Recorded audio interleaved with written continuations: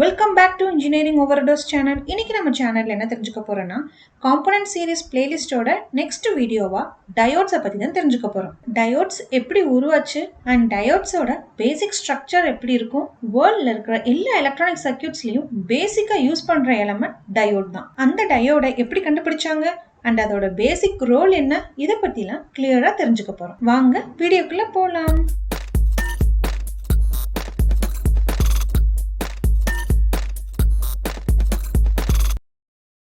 டயோடோட ஸ்ட்ரக்சரை பார்க்குறதுக்கு முன்னாடி ஆட்டம்ஸோட எலக்ட்ரானிக் கான்ஃபிகரேஷன்ஸை பார்த்துடலாம். அப்போ தான் டயோடோட கான்செப்ட் இன்னும் ரொம்ப ஈஸியாக புரியும். ஒரு மெட்டீரியல் இது கண்டக்டிவா இல்லை இது செமிகண்டக்டரா இல்லை இது ஒரு இன்சுலேட்டர் மெட்டீரியலா அப்படிங்கிறது எதை வச்சு டிசைட் பண்ணுவோம்னா, ஒரு ஆட்டமோட லாஸ்ட் ஆர்பிட்டலில் எவ்வளோ நம்பர் ஆஃப் எலக்ட்ரான்ஸ் இருக்குங்கிறத பொறுத்து தான் அந்த மெட்டீரியல் என்ன டைப் ஆஃப் மெட்டீரியல்ங்கிறத டிசைட் பண்ணுவோம். இதை இன்னும் ஈஸியாக புரியுற மாதிரி சொல்லணும்னா, சப்போஸ் ஒரு ஆட்டமோட லாஸ்ட் ஆர்பிட்டில் 1, 2 or 3 எலக்ட்ரான்ஸ் இருந்தா அது கண்டக்டிவ் மெட்டீரியல். அதுவே அந்த லாஸ்ட் ஆர்பிட்டல்ல 4 எலக்ட்ரான்ஸ் இருந்தா அது செமிகண்டக்டர். அதுவே 5 எலக்ட்ரான்ஸ் அந்த லாஸ்ட் ஆர்பிட்டல்ல இருந்துச்சுன்னா அது இன்சுலேட்டிவ் மெட்டீரியல். இப்படிதான் ஒரு ஆட்டமோட லாஸ்ட் ஆர்பிட்ல எவ்வளவு நம்பர் ஆஃப் எலக்ட்ரான்ஸ் இருக்குங்கிறத பொறுத்து என்ன டைப் ஆஃப் மெட்டீரியல்னு டிசைட் பண்ணுவாங்க. செமிகண்டக்டிவ் மெட்டீரியல் நார்மலா இருக்கிறப்போ அது இன்சுலேட்டர்ஸா தான் இருக்கும். அதாவது எந்த விதமான கரண்ட்டையும் கண்டக்ட் பண்ணிக்காது. பட் இதில் என்ன ஒரு கியூட்டான விஷயம்னா, செமிகண்டக்டர்ஸையும் நம்ம கண்டக்டிவ் மெட்டீரியலாக சேஞ்ச் பண்ணலாம். எப்படின்னா, இந்த செமிகண்டக்டர் மெட்டீரியலோட நம்ம எக்ஸ்டர்னலாக சில அடிட்டிவ்ஸை ஆட் பண்ண போகிறோம். அதனால இந்த செமிகண்டக்டர்ஸ் கண்டக்டிவாக சேஞ்ச் பண்ண முடியும். இங்கே நம்ம பார்க்க போகிற டயோட்ஸை இப்படி தான் உருவாக்கியிருக்காங்க. செமிகண்டக்டர்ஸோட சில அடிட்டிவ்ஸை ஆட் பண்ணதுனால இதோட ரிசல்ட் நமக்கு டயோட்ஸா கிடைச்சிருக்கு. இந்த டோப்பிங் கான்செப்டை இன்னும் கொஞ்சம் டீடைலா பார்க்கலாம். நம்ம மோஸ்ட்லி காமனா யூஸ் பண்ற செமிகண்டக்டர்ஸ் என்னன்னு பாத்தீங்கன்னா சிலிசியம் அண்ட் ஜெர்மானியம். இந்த ரெண்டு மெட்டீரியலோட கிறிஸ்டல் ஸ்ட்ரக்சரும் மேக்சிமம் ஒரே மாதிரி தான் இருக்கும். இந்த சிலிசியம் மெட்டீரியல் நம்ம எர்த்ல அதிகமாவே இருக்கு. ஆனா ஜெர்மானியம் மெட்டீரியல் ரொம்ப ரேரா தான் நம்ம இடத்துல கிடைக்குது. சிலிசியம் அதிகமா கிடைக்கிறனால மேக்சிமம் செமிகண்டக்டர் சர்க்யூட்ஸ் எலிமெண்ட்ஸ் எல்லாமே சிலிசியம் வச்சுதான் வெயிட் பண்ணிருக்காங்க. இந்த பீரியாடிக் டேபிள்ல பாத்தீங்கன்னா குரூப் 4A தான் இந்த ரெண்டு மெட்டீரியல்ஸுமே லொகேட் ஆயிருக்கு. சிலிசியமோட அட்டாமிக் நம்பர் 14 அண்ட் ஜெர்மானியமோட அட்டாமிக் நம்பர் 32. சிலிசியம்ல டோட்டலா 14 எலக்ட்ரான்ஸ் இருக்கு அண்ட் ஜெர்மானியம்ல டோட்டலா 32 எலக்ட்ரான்ஸ் இருக்கும். இப்போ சிலிசியமோட அட்டாமிக் ஸ்ட்ரக்சரை பாருங்க. ஃபர்ஸ்ட் ஆர்பிட்டல்ல 2 எலக்ட்ரான்ஸ் இருக்கு அண்ட் செகண்ட் ஆர்பிட்டல்ல 8 எலக்ட்ரான்ஸ் இருக்கு அண்ட் தேர்ட் அதாவது லாஸ்ட் ஆர்பிட்டல்ல 4 எலக்ட்ரான்ஸ் இருக்கு. இப்போ அப்படியே ஜெர்மானியமோட அட்டாமிக் ஸ்ட்ரக்சரை பாருங்க. ஃபர்ஸ்ட் ஆர்பிட்டல்ல 2 எலக்ட்ரான்ஸ் இருக்கு அண்ட் செகண்ட் ஆர்பிட்டல்ல 8 எலக்ட்ரான்ஸ் இருக்கு அண்ட் தேர்ட் ஆர்பிட்டல்ல 18 எலக்ட்ரான்ஸ் இருக்கு அண்ட் லாஸ்ட் ஆர்பிட்டல்ல 4 எலக்ட்ரான்ஸ் இருக்கு. நான் முன்னாடி சொல்லியிருந்தேன்ல, ஆட்டம்ஸோட லாஸ்ட் ஆர்பிட்டல்ல 4 எலக்ட்ரான்ஸ் இருந்தா அது செமிகண்டக்டிவ் மெட்டீரியலா இருக்கும். இப்போ ஏன் உங்களுக்கு சிலிசியம் அண்ட் ஜெர்மானியம் செமிகண்டக்டர்ஸ்னு சொல்றாங்க கிளியரா புரிஞ்சிருக்கும். இந்த சிலிசியமோட பாண்ட் ஸ்ட்ரக்சர் பாருங்க.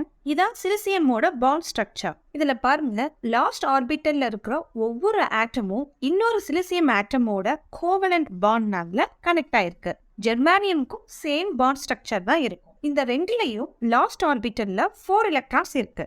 இப்போ இந்த ரெண்டு ஸ்ட்ரக்சரையும் வேற ஏதாச்சும் ஒரு ஆட்டமோட டோப் பண்றது மூலமா நமக்கு ஒரு புது மெட்டீரியல் கிடைக்குது. இப்படி டோப் பண்ணி புதுசா கிடைச்ச மெட்டீரியல்ஸ் என்னன்னு பாத்தீங்கன்னா N type materials and P type materials. Okay, இப்போ N டைப்னா என்ன, P டைப்னா என்னன்னு கிளியரா பார்க்கலாம். ஒரு எக்ஸாம்பிளுக்கு எலமெண்ட் ஆன்டிமனியை எடுத்துக்கலாம். இதான் இந்த எலமெண்டோட ஸ்ட்ரக்சர். இதோட லாஸ்ட் ஆர்பிட்டல்ல மொத்தம் 5 எலக்ட்ரான்ஸ் இருக்கு. 5 எலக்ட்ரான்ஸ் லாஸ்ட் ஆர்பிட்டல்ல இருக்கிறனால இதை இன்சுலேட்டர்னு சொல்றோம். இன்சுலேட்டர்னா என்னன்னு உங்களுக்கே தெரியும், அதனால கரண்ட்டை கண்டக்ட் பண்ண முடியாது. இப்போ இந்த இன்சுலேட்டரான ஆன்டிமனி ஆட்டம் செமிகண்டக்டரான சிலிசியம் ஆட்டமோட டோப் பண்றோம். என்ன நடக்குதுன்னு பார்க்கலாம். இந்த ஆன்டிமனி ஆட்டம்ல லாஸ்ட் ஆர்பிட்டல்ல 5 எலக்ட்ரான்ஸ் இருக்கு.